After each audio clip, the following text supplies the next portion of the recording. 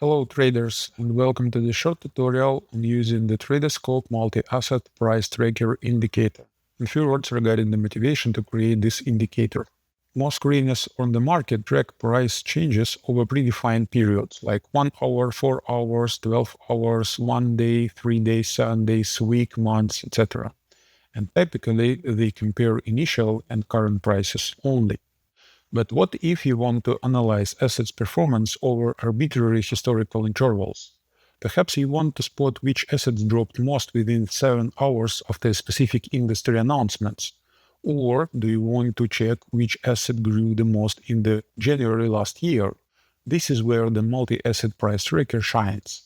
It lets you define arbitrary intervals and track price changes for selected assets. Let's check how it works.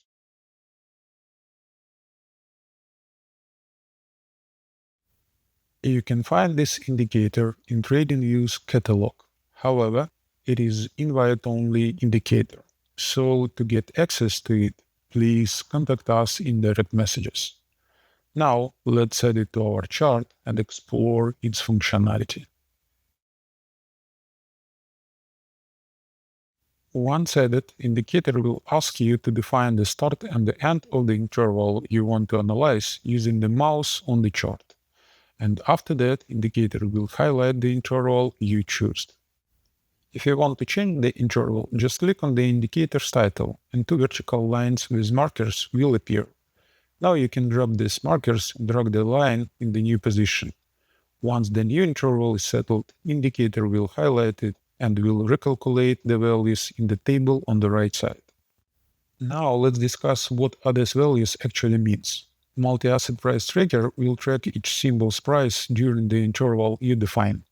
First of all, it takes price at the beginning of the interval and treats it as a start price. Then, it looks for the maximum and minimum prices during the interval.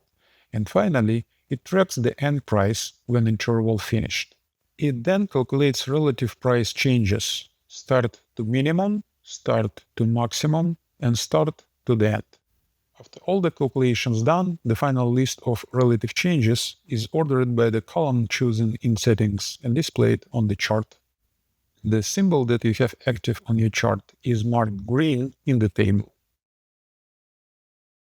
Now let's talk about the settings in more details. The first section is all about the interval itself. You can define the start and the end of the interval using these inputs. You can disable highlighting the interval at all or change the color. A nice feature here is the ability to choose which price is going to be used as the start price and the end price.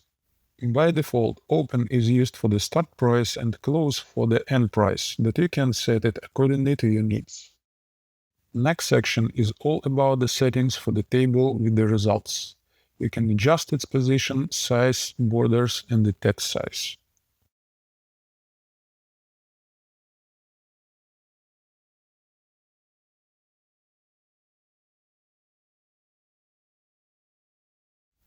Also here you define which column of the table will be used for sorting the values and which sorting order to use. So by default it uses the end column and descending order, but we can change it to use max or min columns and ascending order.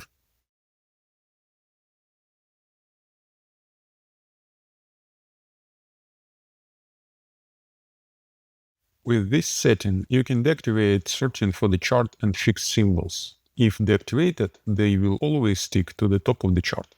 Next section is all about the symbols to analyze. As we discussed earlier, the symbol you have on your chart is always calculated and marked green in the table. The rest of the symbols to be displayed are defined in this section. First, you can define three static symbols that are going to be added to any list you activate. They are colored light gray in the table.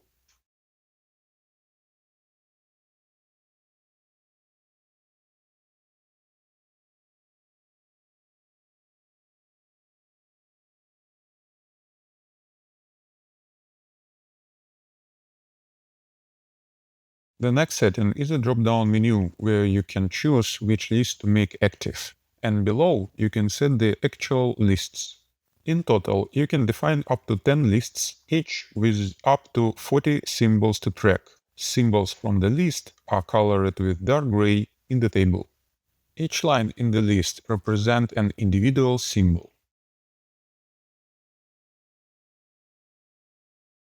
Now let's discuss how you can create your custom symbol list. The first and obvious option will be to maintain your list in Notepad or any other text editor.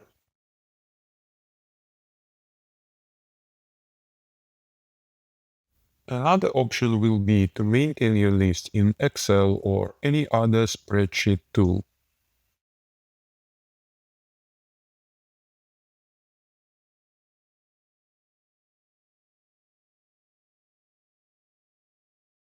And of course, you can use your watch lists as a source of data for your symbols list. To do that, just open the advanced view and then click the button to export your watch list. Then open your watch list in the Notepad. Now you can manually edit the list, so each symbol will be reflected on a separate line, or you can use the Find and Replace tool to replace commas with the new line symbol.